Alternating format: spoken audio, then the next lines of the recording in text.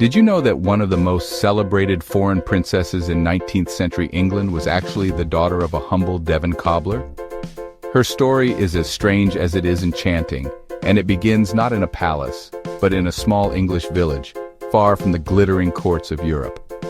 This is the true story of Princess Caraboo, a woman who would become a sensation, her name whispered in drawing rooms and printed in newspapers across the land. For a few dazzling weeks in 1817, she captivated the cities of Bristol and Bath, posing as royalty from a mysterious faraway island. Her arrival was like something out of a fairy tale, and the public was instantly enthralled. The reality, however, was far less glamorous. She was Mary Wilcox, a country girl with a vivid imagination, a flair for drama and nerves of steel, qualities that would soon make her famous. Her deception fooled not just the curious public, but also doctors, scholars, and magistrates, people who prided themselves on their reason and learning. She arrived speaking no known language, dressed in exotic, unfamiliar clothing, and behaving in ways that seemed utterly foreign to everyone she met. Every gesture, every word was part of her carefully crafted act. Newspapers buzzed with tales of her supposed royal lineage, and crowds flocked to see her, eager to catch a glimpse of the mysterious princess who had washed ashore. But this was not a tale of inherited power or ancient bloodlines. It was a masterclass in performance, invention, and the art of storytelling. For 10 weeks she lived in luxury, communicating only through elaborate gestures and a language she had invented herself, never once breaking character. Her story reveals a society hungry for the exotic, eager to believe in fantasy, and willing to suspend disbelief for the sake of a good story. The legend of Princess Caraboo is a reminder of how easily we can be swept away by a story we want to believe, how the line between truth and fiction can blur when mystery and imagination take center stage. On a chilly April evening in 1817, as the last light faded over the quiet village of Almondsbury, a local cobbler was startled by a knock at his door. Standing before him was a young woman, clearly disoriented and exhausted, her presence as unexpected as it was mysterious. She wore a black shawl wrapped like a turban, her clothing foreign and unfamiliar to the villagers. When she tried to speak, her words tumbled out in a language no one in Almondsbury could recognize, adding to the sense of intrigue. Soon, word spread through the village, and curious neighbors gathered outside the cottage, whispering and speculating. Who was this strange woman, and where could she possibly have come from? The parish overseer, Mr. Hill, decided to take action. He escorted the woman to Knoll Park, the grand estate of the local magistrate, Samuel Worrell, hoping someone there might be able to help. Mrs. Worrell, the magistrate's wife, was immediately fascinated by their unusual guest. She tried to communicate, but the language barrier proved insurmountable, leaving everyone frustrated and even more intrigued. Even when presented with a detailed world map, the woman showed no sign of recognition. No country, city, or landmark seemed familiar to her. Her behavior only deepened the mystery. She refused a bed, choosing instead to sleep on the floor. She prayed to Allah Ta'ala, a name unfamiliar to most, and would eat nothing but vegetables, politely declining all other food. Everything about her, her dress, her customs, her silence, marked her as an outsider, someone utterly unlike anyone the villagers had ever met. News of her arrival traveled quickly beyond Almondsbury. Soon, the local gentry and even people from neighboring towns arrived by carriage, eager to catch a glimpse of the so-called exotic stranger. Theories and rumors swirled through parlors and taverns alike. Was she a lost princess, a vagrant, a circus runaway, or perhaps a victim of some unknown tragedy? Each visitor left Knoll Park with their own wild guess, but not a single answer. The mystery only seemed to grow with every new theory. Through it all, the woman remained calm and composed, quietly observing those who came to observe her, her serene demeanor only adding to the enigma. The Worrells, captivated by her mystery, offered her shelter and protection. As days passed, fascination with the stranger only intensified, drawing more attention to their home. The stage was set for what would become one of the 19th century's most remarkable and enduring social hoaxes, a story that would grip the public imagination for years to come. As the days turned into weeks, the mystery only deepened, and so did the public's obsession with the enigmatic woman of Almondsbury. Her greatest weapon was her language, strange, melodic, and utterly unrecognizable. It was a sound that seemed to drift from another world, a cascade of syllables that no one in England had ever heard before. Each word she spoke was a puzzle, a melody that danced just out of reach of understanding. Linguists and scholars flocked to Knoll Park, but none could identify it. They pored over ancient texts, compared her speech to every known tongue, and debated late into the night, but the language remained a mystery. The more they studied, the more baffled they became. The mystery only grew until a Portuguese sailor, Manuel Ineso, claimed he understood her. He listened intently, nodding along as if deciphering a secret code, and soon became the key to unlocking her story. He declared she was Princess Caraboo from the distant island of Javasu, captured by pirates and escaped by swimming ashore. The tale was as wild as it was captivating, and it spread like wildfire through the town. The story fit perfectly. Her clothes, exhaustion, and odd customs all made sense.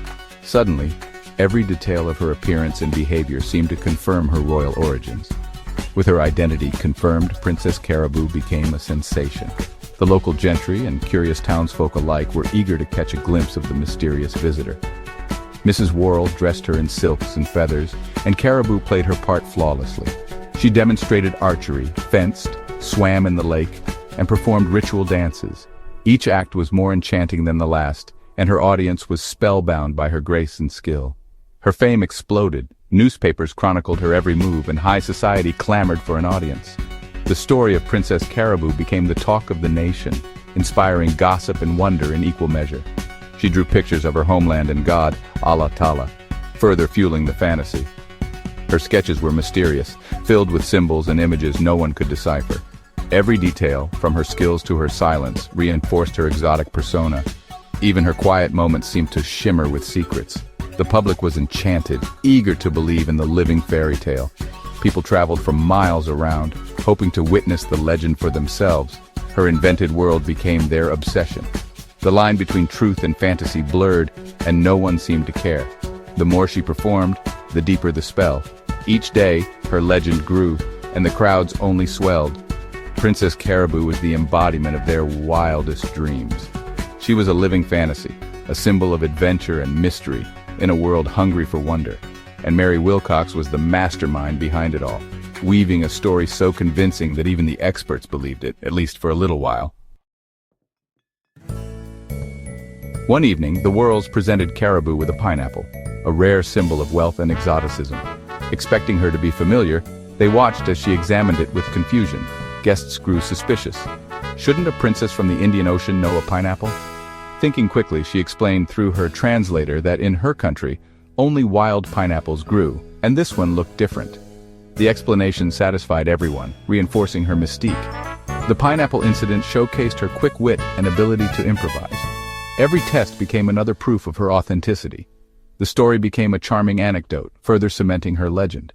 The audience saw what they wanted, a true princess, lost in a strange land. For 10 weeks, Mary Wilcox lived her fantasy as Princess Caraboo.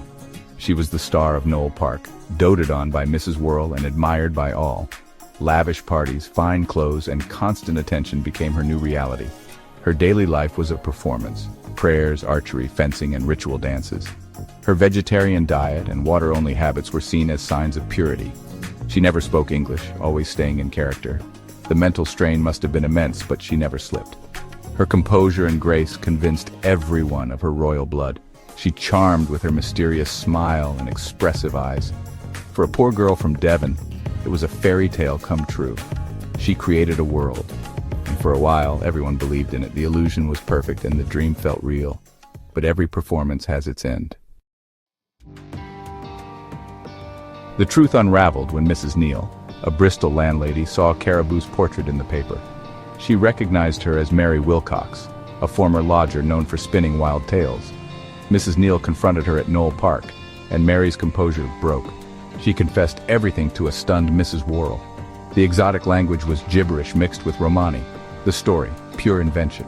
Even Manuel Ineso, the translator, was exposed as a horse dealer who'd played along for his own gain. News of the hoax spread rapidly, and the public turned from adoration to ridicule.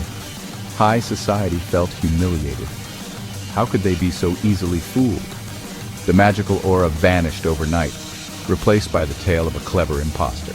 The story became a cautionary lesson in gullibility and the hunger for sensation. The partnership between Mary and Manuel had been brief, but spectacularly effective. The Great Deception was over, but its impact lingered. The legend of Princess Caraboo was forever changed. With her confession, the real Mary Wilcox emerged, a cobbler's daughter from Devon, restless and imaginative. She'd wandered England, surviving on her wits and small deceptions. Her Caraboo persona was born from desperation, a last-ditch escape from poverty.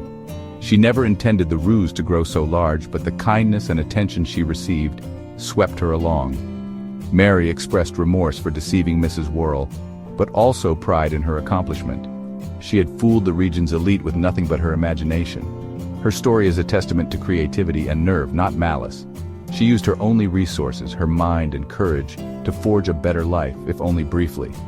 The fantasy ended, but her audacity left a mark. Mary Wilcox was not a villain, but a survivor. After the truth came out, reactions ranged from anger to reluctant admiration. Many wanted Mary punished, but the Worrells showed compassion. Instead of prison, they helped her find a new path. Briefly, she became a stage attraction, performing as Princess Caraboo for curious crowds. The novelty faded quickly, and her stage career ended. With few options, her patrons arranged for her to travel to America. There, her act failed to catch on, and she soon returned to England. Mary settled into obscurity, marrying and raising a daughter.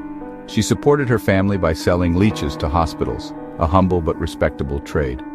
She died in Bristol in 1864, her days as a princess long behind her. The woman who once fooled a nation ended her life as a quiet businesswoman. Her adventure was over, but her story endured.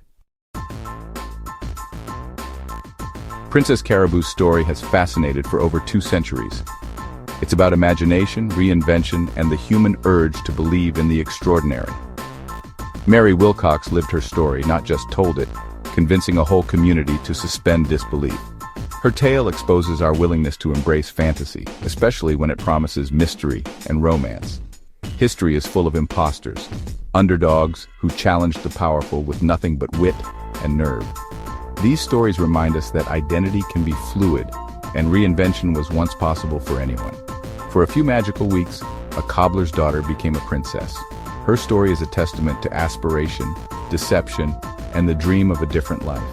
There are countless other hidden gems in history, tales of hoaxes, heroines, and adventurers. Keep exploring. You never know what remarkable character you'll meet next.